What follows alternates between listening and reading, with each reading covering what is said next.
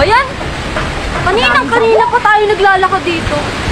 Sigurado pa kayo tama yung location natin. Naglakad na lang, sabi mo rin ako ha. Ano ba itong activity ni sir? Nature trip na may kunting interview? Alam mo ito yung ingay mo, kanina ka pa. Naka-on cam tayo, akin na. So ayun na nga mga ka-OA, hanggang ngayon naglalakad pa rin kami. And feeling ko naman, malapit na kami sa bahay ng lola ko. Si Lola Talia, it's been years na rin kasi since I last went there. Sobrang dami na rin changes sa lugar na ito. Tulad na lang yung topic namin ngayon, kailangan namin ipakita sa inyo ang pinagkaiba ng pag-aaral noon sa pag-aaral ngayon. Tsaka yung pagpapakahulugan ng mga salita noon tsaka sa ngayon.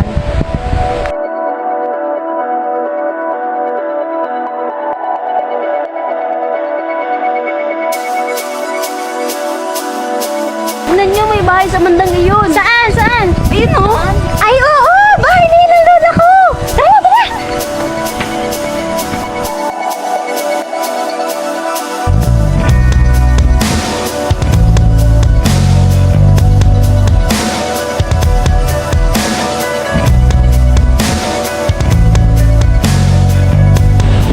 Ay, naku, nakarating na rin tayo sa wakas. Sandali, parang lola ko na yun. Hawakan mo nga ito. Lola yun ah. Lola! Ano po? Ano po? Sino sila? Ito po, si Patrice. Ito naman po, si Dayan. Mga kaibigan ko po sila. Hello po, lola. Bakit kailangan baby? Kasi ganito po yan. Kami po kasing tatlo ay may ginagawang content para po sa aming vlog. Ano bang content yan?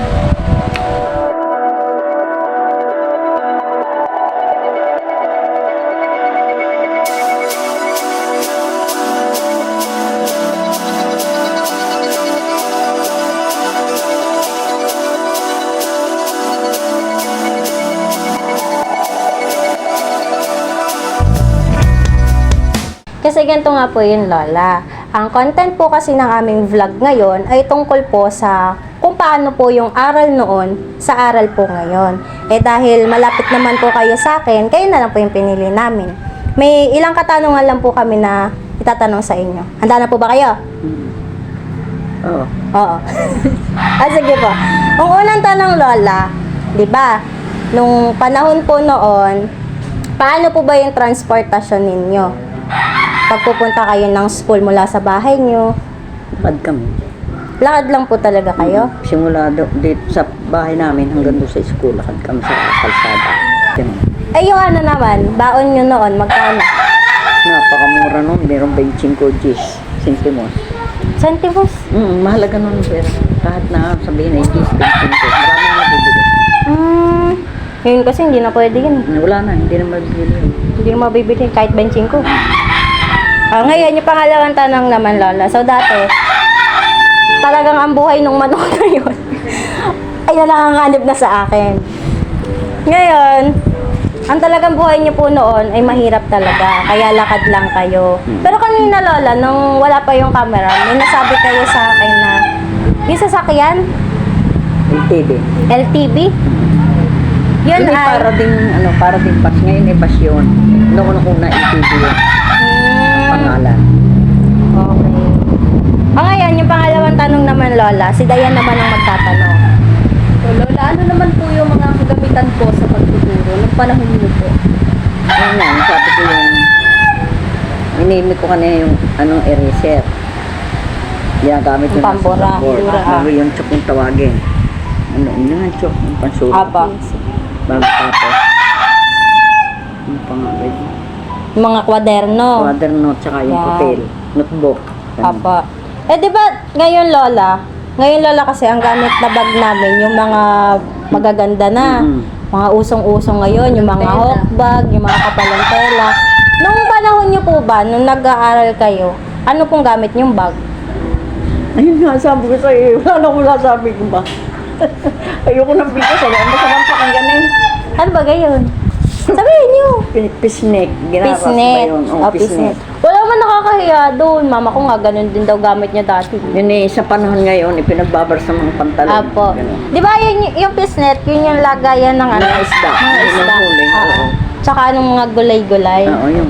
Uso pa rin yun Medyo- ngayon, hindi lang sobrang. Tsaka ngayon talagang mga ano na eh. Ika, sabihin natin social na ngayon ng mga lahat. ng Apo. bigay. Kaya ano, kumbaga mas moderno na ngayon kaysa noon. Yun ay talaga sa una panahon. Ngayon, last na question na to, Lola. Yung sa ano naman, paano po kayo dinidisiplina? Mula, sa bahay muna, Lola. Sa bahay muna tayo. Paano po kayo dinidisiplina noon ni na Lola Taba? Yung pag ano, sa mga trabaho. Apo. Basta yun eh, ano, ang trabaho ng aking ina, yung isa mo sa hapon pa ay mayroon na siyang paunawa. Ng Paunawa. kanyang paunawa yung kami halimbawa, yung mga magkakapatid, may kanya-kanya kaming trabaho. Para ibig sabihin, hindi na kami yung nagpapahinilian. Apo. Halimbawa, isa nagluluto, isa nagwawalis, isa nagpupunas, isa naglalaba. Ganun. Huwag kang gagawa ng kasalanan. Pag ikaw gumawa ng kasalanan, ang aking ama naman ang nagtuwa ng disiplina kung paano magtanda ang isang anak. Para huwag mong umali. Ganun. Ngayon naman di ba, sa bahay. Ngayon, sa school naman. Di ba po, kasi may nabalitaan po ako dati, base rin sa mga kwento ng mama ko, na ang mga guro daw po noon ay talagang... Matatapang. Opo, matatapang. Paano po ba? Nakaranas po ba kayo na madisiplina dati? Hindi ako nagawa ng ano. Pero sa mga karanasan po ng inyong mga kaklase, paano po? Ayun nga, sabi ko din yung kanina, yung sila nakukulong, iniyaan sa isang office ba? Yung Sa office? Pag may kasalanan, lalo kung mga lalaki. Opo. Kinukulong sila para sila magtanda. Na huwag na silang gagawa ng tanda. Ayun. Tapos ano pa? Yung halimbawa sila ay yung may steak. Paluin ka, oo. Kung papatpat. Palalantian. Ganun. Di ba meron din dun dati na...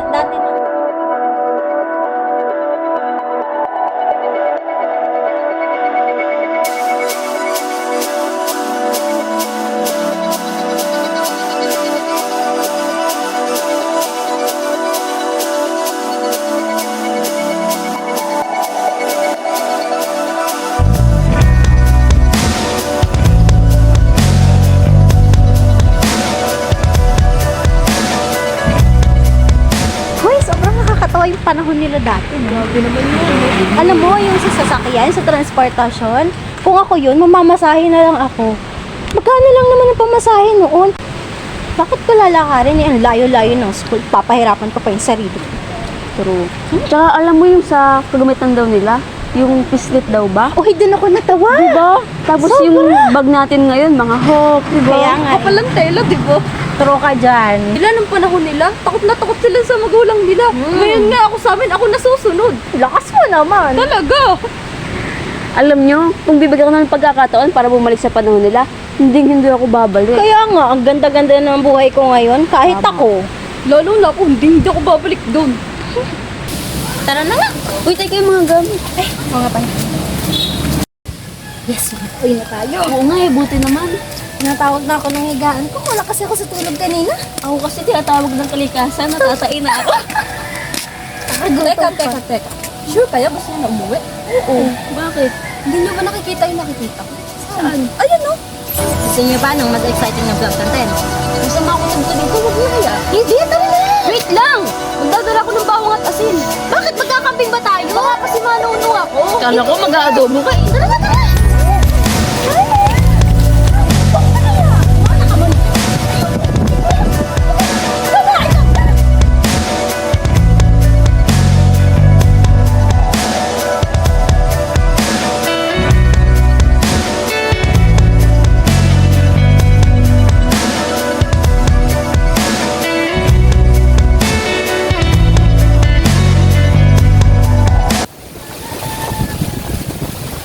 Nasaan tayo? Kakaiba ang klima rito. Nangyayalin tulad sa klima bago tayo napadpad. Sa Lagusan ngayon. Ang lamig, ang payapa. Ang panahong ito. Panahon? 1950s. Bumalik tayo sa nakaraan, 70 years ago. Isang magandang umaga sa inyo, mga binibini.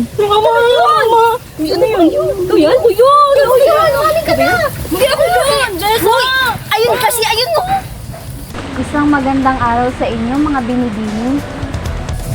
Mga katoto kami, huwag kayong matakot. Halina't sumama muna kayo sa amin. Katoto? May kuto raw sila. Katoto, kaibigan. Sa panahon ngayon, ginagamit ang katoto bilang katumbas sa kaibigan. Kaibigan naman pala yun. Sabi mo may kuto, baka ikaw yung may kuto. Akala ko kasi kuto. Sala-sala ka talaga. Wala ka na ambag dito. Tulungan na namin kayo sa inyong mga dalang tampiti. Hindi na po, okay lang po. Safe na to, safe. Kaya na po namin. Ano ba kayo? Tampiti, bag daw. Itong mga dala natin tinutukoy nila. Bag pala yun. Bobo mo talaga. Halo. Mo kasi mo na tinatanong. Ba't gumanon ako, gumaya ka din? Nasaan po ba kami? Anong panahon po ba ito? Kayo ay nasa nakaraan. 70 taon ang nakalipas. Bakit po ba kami napadpad dito? Hindi lamang kayo ang naunang ipinadala dito.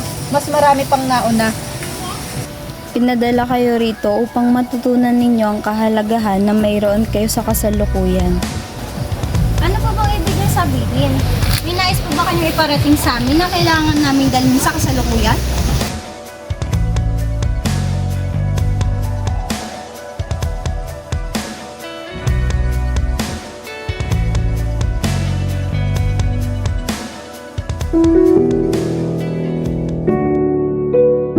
Ang buhay namin dito, mahirap. Limitado lahat ng aming mga kagamitan. Kapos sa pangangailangan, lahat ng bagay kailangan naming paghirapan.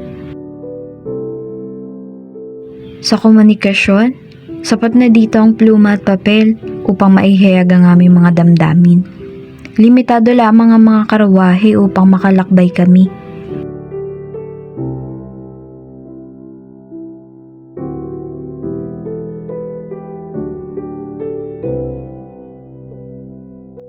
Naway pagbalik ninyo sa kasalukuyan ay magamit ninyo ang mga aral na inyo natutunan dito sa nakaraan. Makakaasa po. Maraming salamat po sa mga aral na itinuturo sa amin. Pangako po na pahalagan po namin kung ano yung meron kami sa kasalukuyan. Maraming salamat po. Paalam!